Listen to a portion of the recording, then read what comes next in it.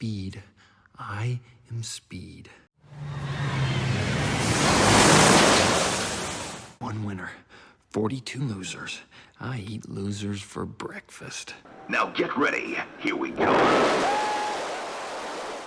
With approximately 5,000 roller coasters in operation around the globe, the experience to be had is almost endless. Some roller coasters are built for the younger audience, while others are designed to push the limits of what the human body can withstand.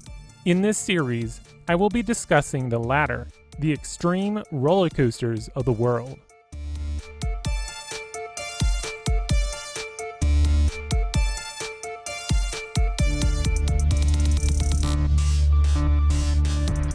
Just like everything else in life, mankind has been destined to travel faster and faster. Roller coasters are no different. Designers want to push the boundaries, delivering high-speed thrills.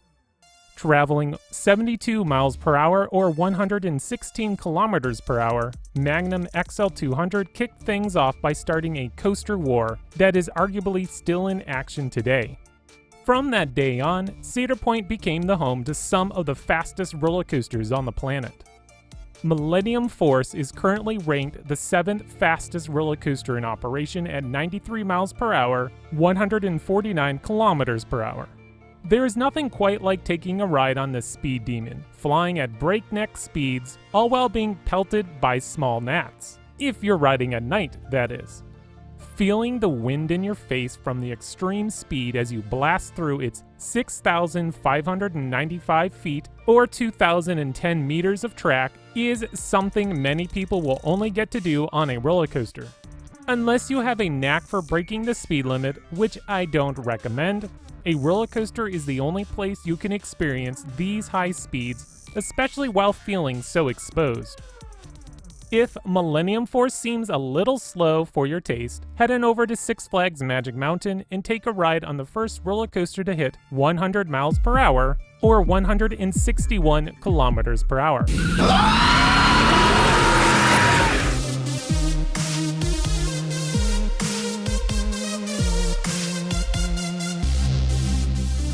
The ride does lack some creativity with its layout. It's a simple straight track that turns 90 degrees to the sky, and then once the train runs out of energy, it starts rolling backwards towards the station. Regardless of its simple design, Superman was designed for one thing: speed. Using linear synchronous motors, or LSM for short, Superman is able to achieve its max speed without a giant lift hill. Gone is the day where a roller coaster needs to be pulled slowly up a lift hill to reach its max potential. Now they can launch you like a cannon, or a race car like our next coaster, a Top Fuel Dragster. Top Thrill Dragster, located at Cedar Point, launches riders to a speed of 120 miles per hour, 193 kilometers per hour. Top Thrill was the fastest roller coaster in the world when it debuted in 2003. My heart skips a beat every time I hear this train roaring down the track. The sound of the launch cable accelerating is all I need to fire up my pre-adrenaline rush. Instead of using magnetics to launch this roller coaster, Top Thrill Dragster uses a powerful hydraulic motor that can accelerate you to high speeds in a fraction of a second. If you can believe it, there are 2 more roller coasters operating on our planet that are faster than Top Thrill Dragster. Kingda Ka, which is at Six Flags Great Adventure, is almost a mirror version of Top Thrill but stands slightly taller and slightly faster, with speeds of 128 miles an hour, 206 kilometers per hour. Kingda Ka will be a life-changing experience for many. The ride uses the same hydraulic launch found on Top Thrill, which is also the same for our next coaster. Formula Rossa, located at Ferrari World Abu Dhabi in the United Arab Emirates, has pushed the limits with an astonishing max speed of 149 miles per hour or 240 kilometers per hour. This roller coaster has more than doubled the max speed of Magnum XL200, demonstrating just how far we've come over these past 30 years. I have yet to ride this roller coaster, but I can only imagine what it must feel like having your face being peeled away from the intense G-forces during the acceleration. Maxx Force, located at Six Flags Great America, uses similar tech. Instead of hydraulics, Maxx Force uses pneumatic technology, which is an insanely fast compressed air launch.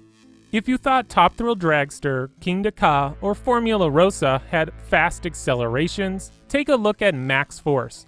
Though not as fast, this roller coaster only reaches speeds of 78 miles per hour or 125 kilometers per hour. It gets you up to that speed in under 2 seconds.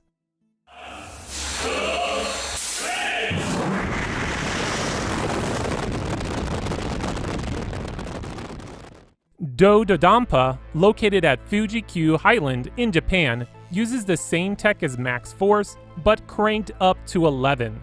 Maxing out at 112 miles per hour or 180 kilometers per hour, Do-Dodonpa reaches that speed in under 2 seconds, 1.6 seconds to be exact.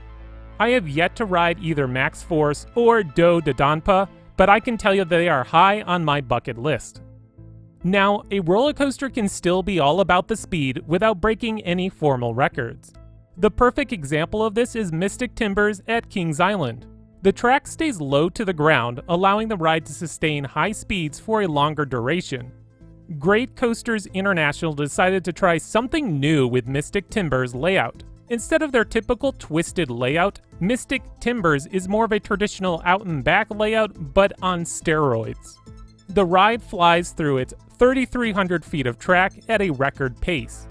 I love a good roller coaster that can manage to keep up its pacing all the way through from the beginning to end, while never feeling like it's actually slowed down. Intimidator 305 took the Giga Hyper Coaster mold and threw it out the window with its crazy intense speed design. After cresting its 305-foot drop, I305 keeps low to the ground, allowing riders to feel as if they are flying down the racetrack in their very own NASCAR race car. Maxing out at 90 miles per hour or 145 kilometers per hour, the ride doesn't shatter any records, nor did it when it opened back in 2010. But it doesn't need to. I305 delivers an unforgettable experience. Each turn is relentless, pushing the limits of what any person can withstand. Superman Ride of Steel, which is located at Six Flags America, Ride of Steel at Six Flags Darien Lake, are two hypercoasters that focus mostly on speed rather than airtime. When someone talks about a hypercoaster, most would usually assume great airtime, but that rule is slightly broken when talking about these two intimate mega coasters. Both are mirrored clones of each other, so your ride experience will be rather similar. Instead of throwing riders into hill after hill, Ride of Steel stays low to the ground, flying through two giant helixes at near max speed. For those who still want some airtime, Superman has you covered with the first drop, the airtime hill before the second helix, and the final 3 airtime bunny hills. As technology improves, mankind will only continue to push the envelope. Could we ever see a roller coaster break 150 miles per hour, 175, or how about 200 miles per hour? As long as the innovators continue to dream, I wouldn't put a limit on what we will see in the future. Well, this is my first episode in a new series. I'm talking all about extreme coasters. Let me know if you enjoyed it by telling me in the comments below. Please make sure to hit that subscribe button. Next time I'll be flipping you upside down as I discuss the insane multi-inverting roller coasters on our planet.